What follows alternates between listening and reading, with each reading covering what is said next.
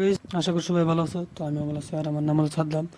আমরা কিন্তু ব্লগ চলক বানাই না, তো আজকে গেছিলাম ঘুরবার জন্য গোয়ালপাড়া ব্রিজে, যেটা নাম হলো জুবির গুপা। তো ওই জায়গায় ঘুরবে গেছিলাম। ঘুরবার যাওয়ার পরে ব্রিজ আছে, ব্রিজের অনেকটা দুই তিনটা পুলিশ আসলো। জাহাজ পুলিশের জন্য বলে আমরা গেছি, কিন্তু ফার্স্টে গেছি। পরে যাওয়ার পরে কি করলাম, একটু লাইসেন্স আসলো, গাড়ির কাগজপত্র সব ওকে ছিল। ওকে থাকার পরেও কিন্তু পুলিশরা কিন্তু আঙুরটা কোনো ফাইন কাটে। আর কিন্তু হেলমেট টেলমেট কিন্তু সব আসলো। আর কাটার পরে এটা কইতেছে যে আঙ্গ বলে কি একটা ওরা করে ভাংসাং বুঝে 500 টাকা ফাইন আছে। কিন্তু যেটা পুলিশ টেনেছে, কিন্তু এটা ভিডিও করবার চাইছিলাম, কিন্তু ভিডিওটা করবার দেয় নাকি।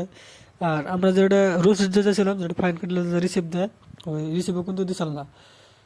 তো আমরা যে এই জায়গাতে এই হাই রোডটা কিন্তু গেছিলাম ব্রিজে, কিন্তু ওই ব্রিজটার অন্য বেলা যে পুলিশটা বুঝছিল, ওই পুলিশটা কিন্তু ফাইনটা কেটে নিয়েছে কাগজপত্র সব থাকার পরেও।